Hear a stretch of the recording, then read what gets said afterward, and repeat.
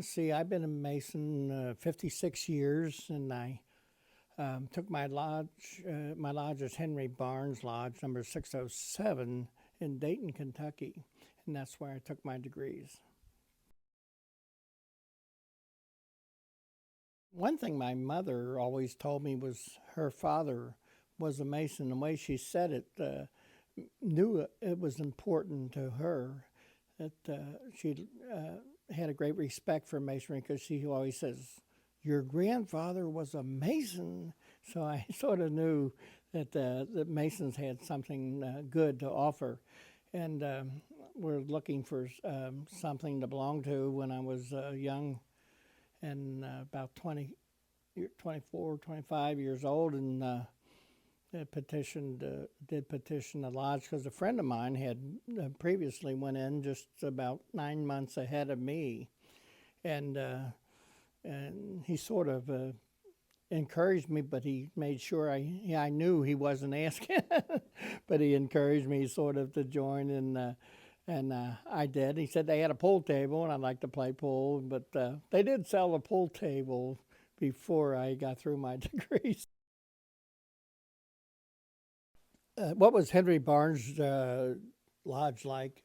Well, when I went in, it was like one thing that impressed me quite a bit is here I am, a young kid, about 25 years old, and everybody treated me like I was equal. They talked to me like I was older. The older fellows talked to me like I was older, not 25, not like a kid, what I was used to. People sort of, oh, he's just a kid, 25, not too smart. And but they treated me with respect, and that's the first thing I learned in the Masonic Order, I think, was that Masons have respect for other Masons, and I thought that was very important, very important.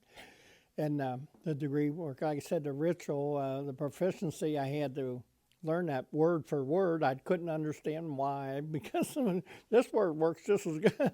But then I soon found out that it was very important to keep the ritual just exactly the same. And matter of fact, our proficiency was such that you got through your proficiency, you could confer the degree other than the little charge before the obligation, and maybe a recapitulation and an apprentice degree. But other than that, you could confer the whole degree, and somebody else would give the lecture. So it was expected of the guy conferring the degree to do the whole thing, and pretty much. And where today they more break it up. Oh, you do this, and you do the working tools, and you do.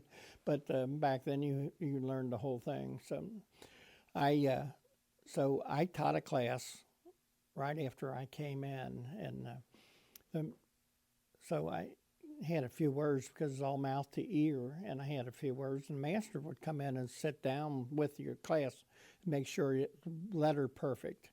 And so he'd come in after a while, you get going and get through it pretty much, and you get close to coming up, he would sit down and he'd correct any word that you might have had.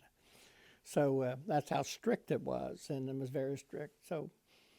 But when you got through that, you could pretty well confer the degree, and that, matter of fact, I did confer the fellowcraft degree because before I was an officer, and well, they had a lot of things going on. They had a bowling team and they had a baseball team, softball, and I was on a bowling team, but I didn't play softball. But they played that back then, and everything was a lot of activity. There was a lot of activity. When they put on a program, it was always a full program. It wasn't. You had Christmas observance that have a person do pretty much a show, and they have other people, members of the lodge, and some of them play guitar and sing, and families sing and all that. So it was a lot of entertainment, and my kids were little enough, they'd come for that, and they'd enjoy it very much. So that's the way it pretty much was, and they did things. And a lot of lodges today just, oh, we'll have a picnic. What are you going to do? Eat food and go home.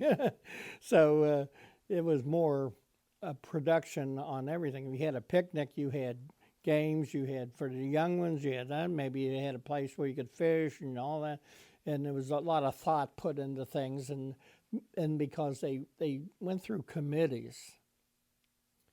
A committee, you say, so and so, you're on a committee, and they would work it out. They bring it up to the lodge what they had thought, and if anybody has any questions or suggestions, they would incorporate and come back, and they would report long before the event. It wasn't something that was set up a week before or a month before. It was thought out, and the programs were always pretty good, I would think, especially for families.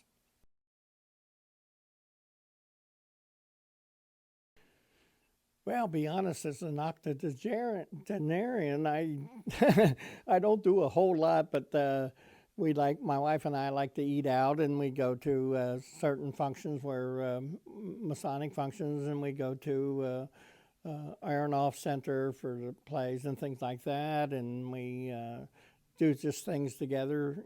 Whatever she likes to do, we sort of do, and. But when I was younger, I put a lot of time in my yard. I loved working in the yard, getting my hands dirty. I always felt sort of closer to God, playing in the dirt and planting flowers and making things beautiful in nature. So I really liked doing that. And see, what else did we do? Well, I don't know. We did little things, bowling and things together in couples and that. But today it's more family. When we have family projects, I spend a lot of time other than a few things I mentioned earlier. So we spend time with family.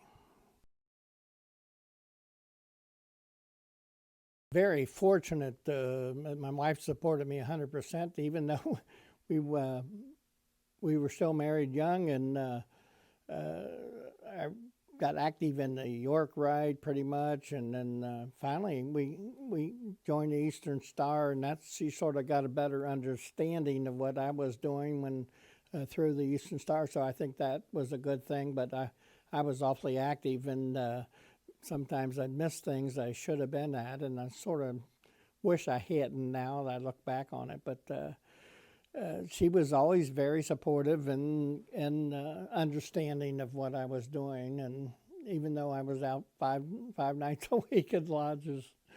But anyway, so I do appreciate what all she did for me. And she, whenever I had planned an event or something, and she would donate her time and donate food or whatever, cookies and cupcakes and things like that, and she still does. And she's always, like I said, always been right behind me.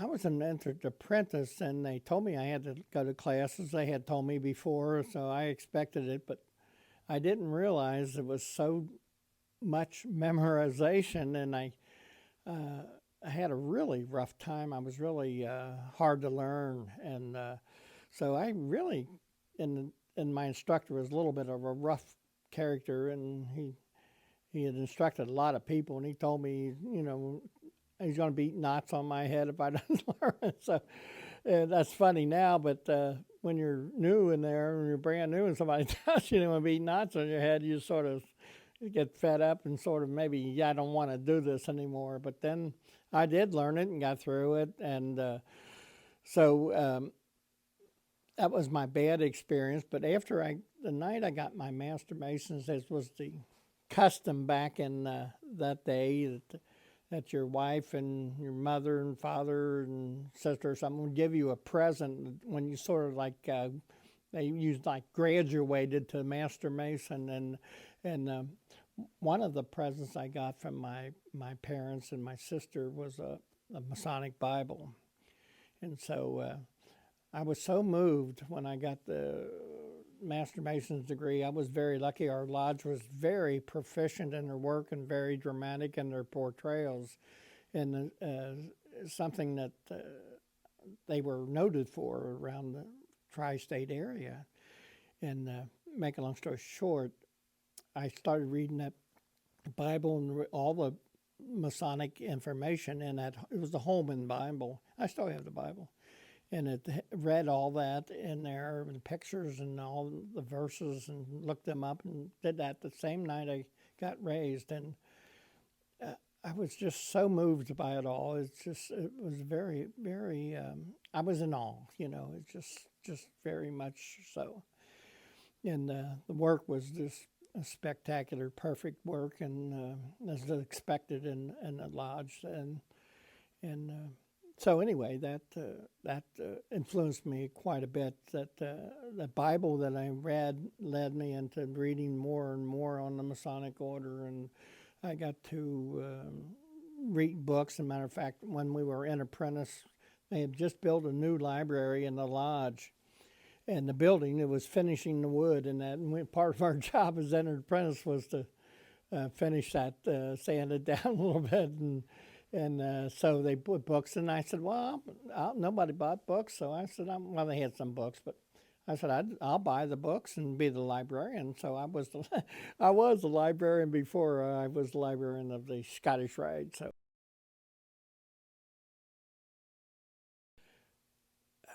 Thinking about it, I wouldn't change anything about Freemasonry. I would try to, if I had the power, to change the attitude and things like that, where people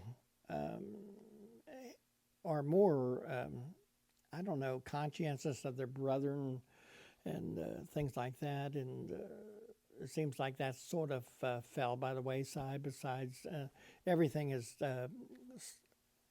sort of less than what it was.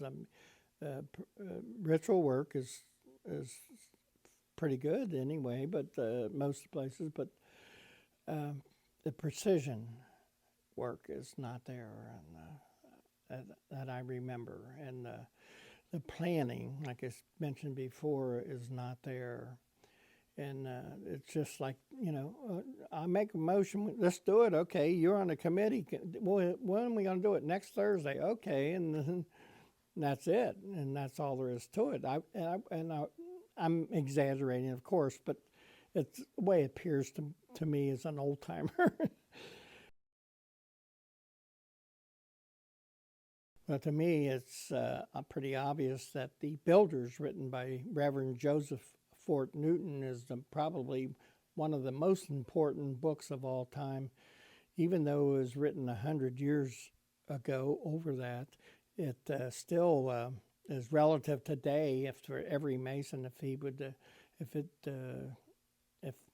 anyone who reads it, I think the book should be compulsory to anyone who's being raised.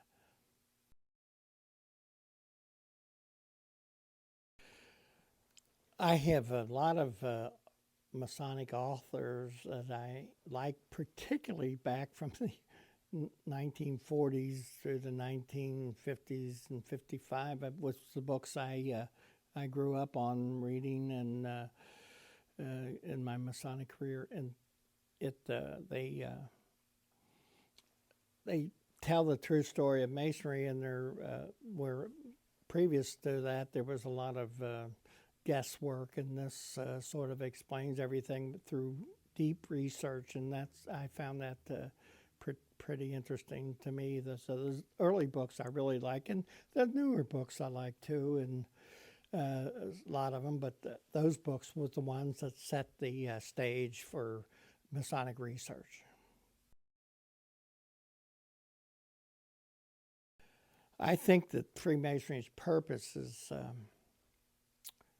education. From the very beginning, the old-time Masons who labored back in the 13th, 14th century were taught 7 liberal arts and sciences to which those who couldn't even read, they were taught that, and that was education so they could build things using geometry. And then after the Grand Lodge was formed, I think it became more into same thing, educating people in science, and God could be are compatible, and more and more, I think, then it taught more, and as the ritual developed, that the person could come closer to God and have a little better understanding of God. So I think that was the purpose of Masonry.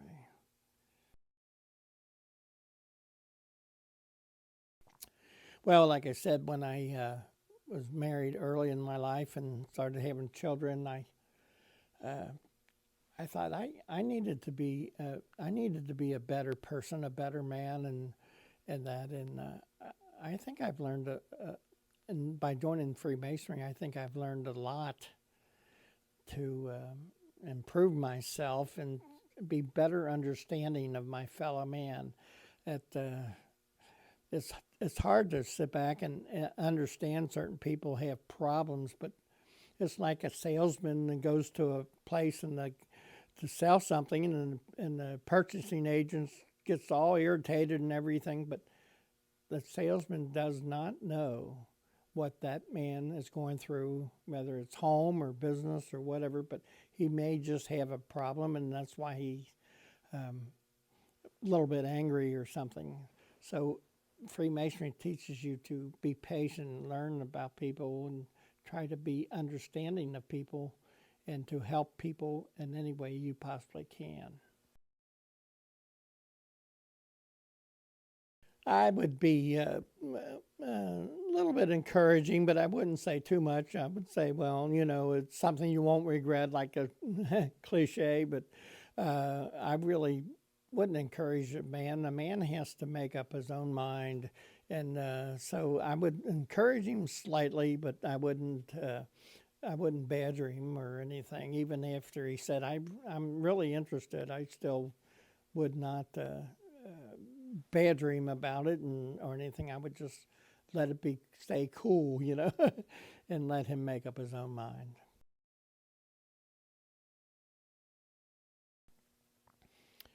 My advice to a newly made Mason was just tell him that you have just learned everything you're going to learn in Freemasonry from the lodge. And if you want to learn anything about Freemasonry, get some books and read them. And if you need any books or help you, I will help you learn about whatever subject you want in Freemasonry.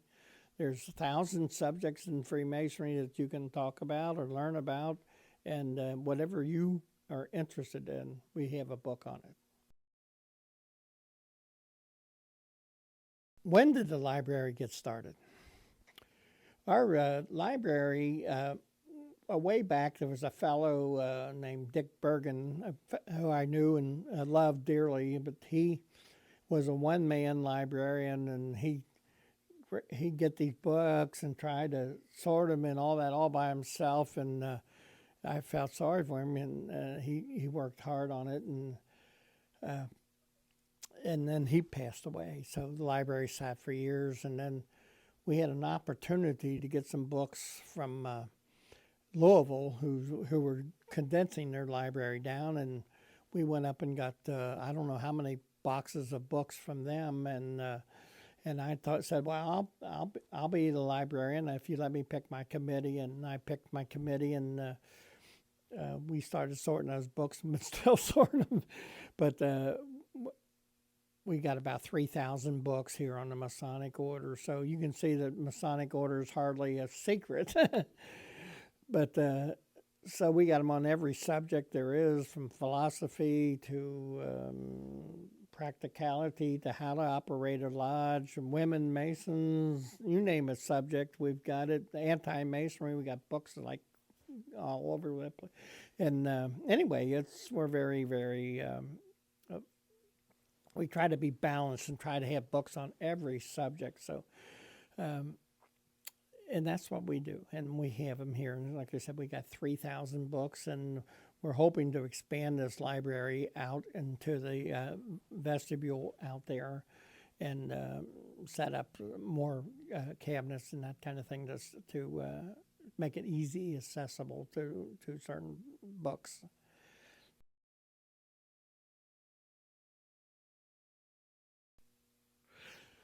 What would I say about Freemasonry to the future, brethren?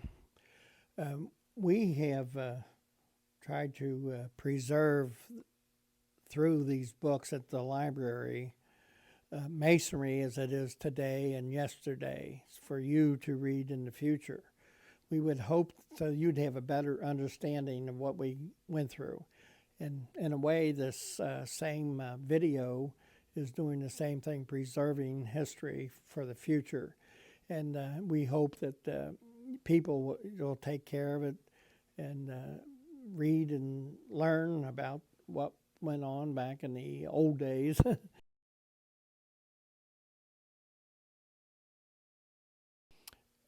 I think Freemasonry will continue, but in what form I really don't know, because the numbers will continue to probably drop, and there will be the few that have a deep interest in Masonry that will continue it.